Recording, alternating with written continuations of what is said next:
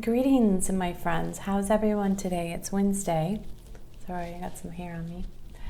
And this is Adrienne Lopez, the Integrative Awareness Coach. I thought I'd stop by today to share some nuggets of wisdom with you. Some time ago, I shared a quote by Osho, and I actually included it in my podcast.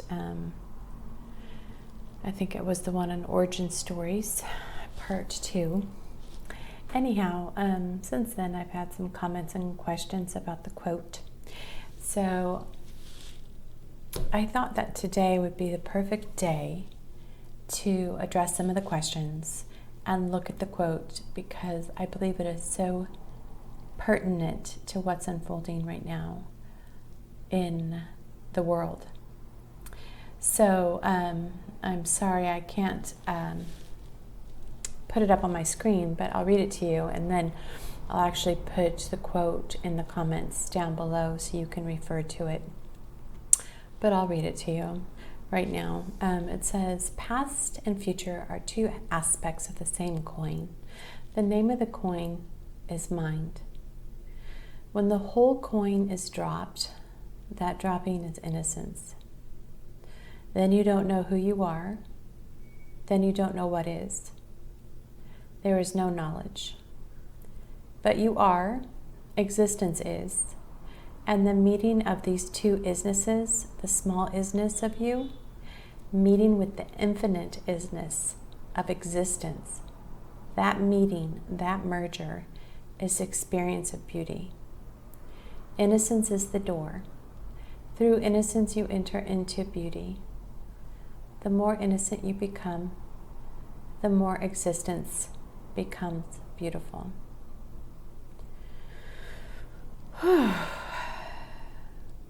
So I shared that quote as a way of introducing the idea of a concept that consciousness teachers, yogis have been teaching for thousands of years. And that is being in the present moment, or being in the now. And it's very interesting to me that he uses the image of a coin, because the currency of our life is energy, and our thoughts are a certain form of energy that create our perception and our lives. So he says past and future are two aspects of this coin. And this is a perfect representation of what the yogis and the enlightened teachers and the wisdom schools have talked about, the 0 point, which is the present moment. It's also been called the eternal now. In Zen Buddhism, it's been called the beginner's mind. In Christianity, we're told that we must become as a child. It's that innocence, that pure awareness before it is imprinted and conditioned. And so the past and the future are duality, and the present moment is like the 0 point, or the neutralizing point between those two opposing concepts. Because I call them concepts because they don't actually exist right now. The past is a collection of memories and thoughts, and the future hasn't occurred yet. It's just a projection of what we would like to see happen, or what we're afraid will happen. And so I can't remember who said it right now. I think it was Nisargadatta who said, the mind is a graveyard, because of all these concepts, we are not able to be present. We're living in an imaginary world of representation. So this world of duality, of past, future, good, bad, right, wrong, we can go through the whole duality, the way that our consciousness is split up into opposition. And usually there's one aspect of that polarity which is given dominance in our culture. Like a lot of people want to hear yes and not no. For example, the duality of female male. Male has been given historically in our culture dominance over the female, and we could go down the whole list. But the point is it's only painting a very small part of our consciousness. So what happens is, because language is a representation of the world, not the world itself, when consciousness comes and it begins to identify with this linguistic world of thought we've created, and then gets stuck inside of it and believes that the world is given through words, and this is not the case. The world gives the words, and so things have been flip-flopped upside down. And so when he says the name of this coin is mind, this is where we invest a lot of our energy in this ego protective personality that is reduced to these two polar opposites. But he says when the coin is dropped, this is a dropping into innocence. And so when we drop this limitation of this very restrictive way of seeing life and seeing our place in life, we start to realize that our existence cannot be contained in a concept. It goes way beyond that. We are a complex, dynamic being, and who has been trained to reduce its awareness to this very narrow lens. And so what occurs is that when the mind begins to realize that this ego consciousness is a product of survival and not necessarily the full expansiveness of consciousness, because when we're born into the world, we don't have any beliefs or any ideas about the world. They are imposed onto us as we are matriculated into our society. We learn what is right or wrong. We learn, who's included, who's not included. We learn all of our bias and our prejudice through this polarity of language, where there's always one side given dominance over the other, when in actuality is a whole that exists, and it needs to have both sides. And as I mentioned in my podcast this week, as I had quoted Ram Dawson saying, you can't just have one half of a polarity. You can't just have good and not bad. You have to love the whole of it, because it exists in a whole. It's not separate.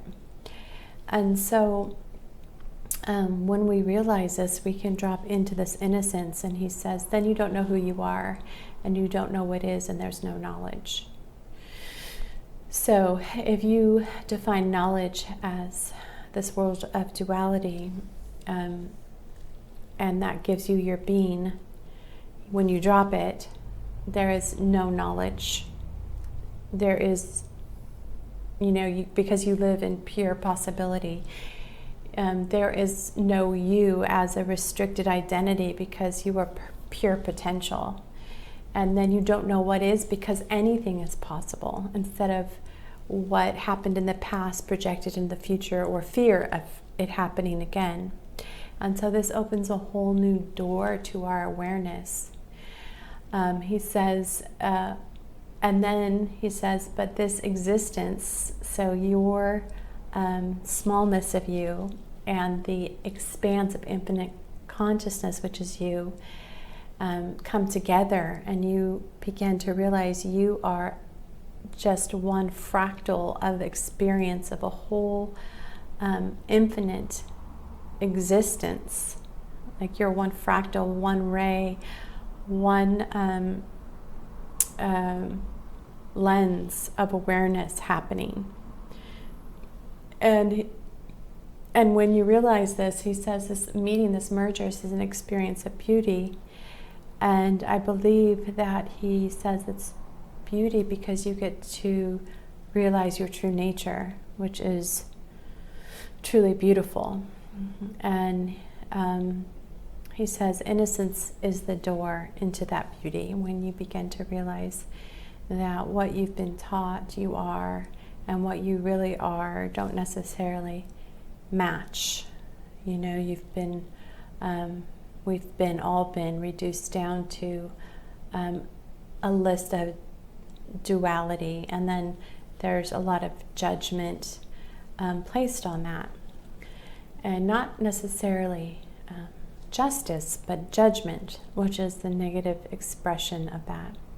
And so he ends by saying, the more innocent you become, the more existence becomes beautiful. So I translate that as the more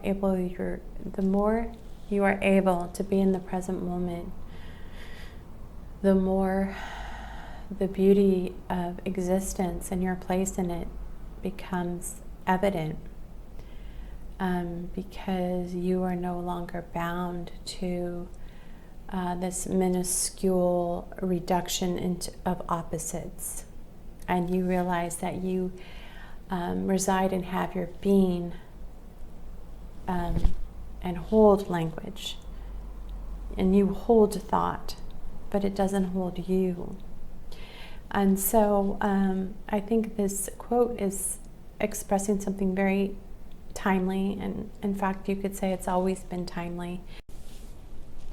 And then this is where we get into the idea of temperance, being able to hold, I can't remember who said it, but they said the highest sign of intelligence is the ability to hold two opposing truths at the same time. And this year, 2020, has been dubbed the year of perfect vision. And so this is not necessarily an outside vision, but an internal vision, a place to see the world through balance, through seeing both good and bad as aspects of a whole, and that they're not separate, and that we are all pieces of this consciousness together. We all have both aspects in ourselves. There is not one good person and one bad person. And I always have, you just go online and you see this constant duality consciousness. That's what it is. Duality consciousness arguing with itself. And if you haven't noticed, it's very unproductive, because it's just a blame game. And there's no evolution, there's no moving forward. And so the idea of temperance, of balance, of having having a balanced vehicle that allows you to go forward, and this balance is in our vision, the ability to see clearly. But perhaps more than ever now, as the events in the world that we're seeing unfold right now, with extreme polarity has arising, where structures that have been in place, economic, political, educational, right, everything is being up for review and for restructuring. And this can really trigger a lot of fear in people, because they're really wanting to hold on to this sense of self, this self based on polarity that we've become so accustomed to and so conditioned to reducing ourselves to. And so much so we've forgotten that, we are the creators of this world. And if it is no longer serving the good, it can be restructured, but it can't be done, recreated, and it can't be done through fear or through this environment of opposition and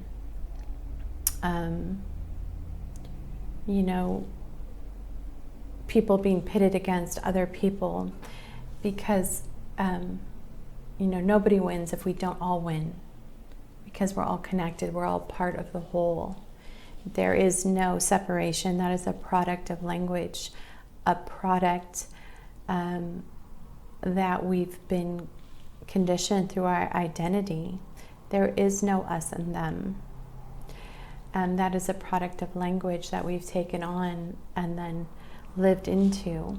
But it's not an accurate reflection of our relationship to each other or the world. And so this is an incredible time of evolution and transition and transformation and growth. And that's exciting.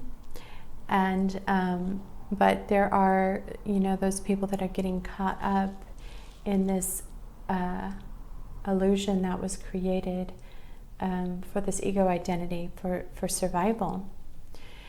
And so as we make this jump, I would just encourage all of you to continue to have a practice of grounding yourself, whether that's meditation or exercise or walking or being out in nature, and supporting one another and remembering the truth of who you are, which is much larger than, this dualistic framework that we've been reduced to. And so as we see across the world, as an American, as a person living in the United States,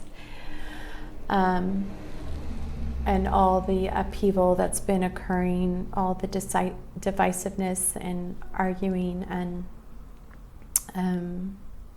blaming, is really an opportunity to step into unity consciousness, to see that if we're going to move forward, we have to have, everyone on track. And, America has been known as the land of the free, and based on the idea of liberty and freedom and justice for all. And what we're beginning to see is that perhaps this isn't as true as we've been led to believe. And of course there's grief and sadness and anger that is attached to that. But there's also a huge opportunity for transformation and growth and resolution and evolution. And so this will really occur as a revolution of relationship to thought and consciousness, and realizing the truth of who we are. And that will be our true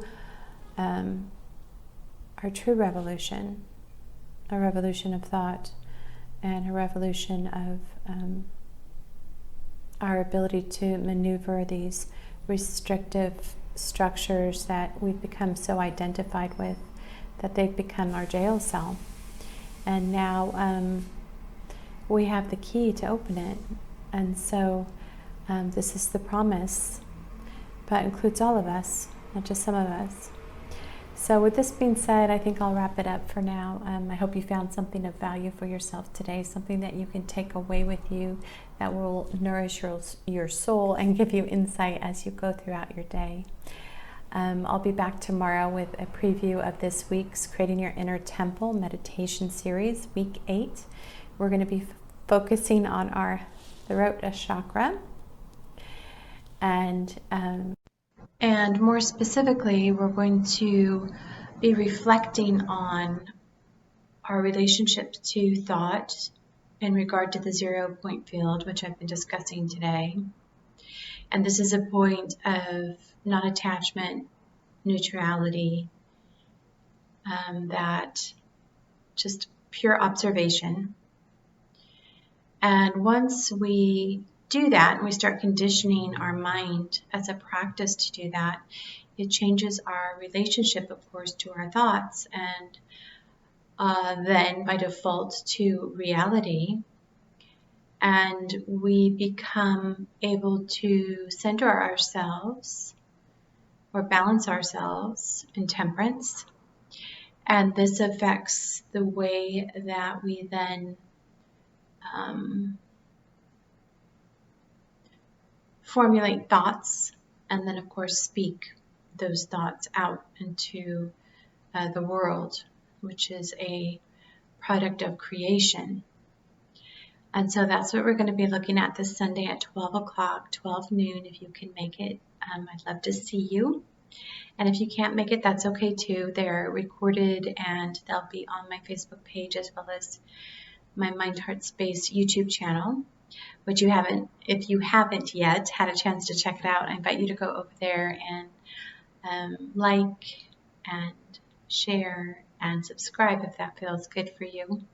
Or if you'd like to find out more about my integrative awareness coaching, I invite you to check out my website at www.mindheart-space.com. And I think that's all for now. Until next time, please remember what a valuable treasure you are. Namaste. Bye for now.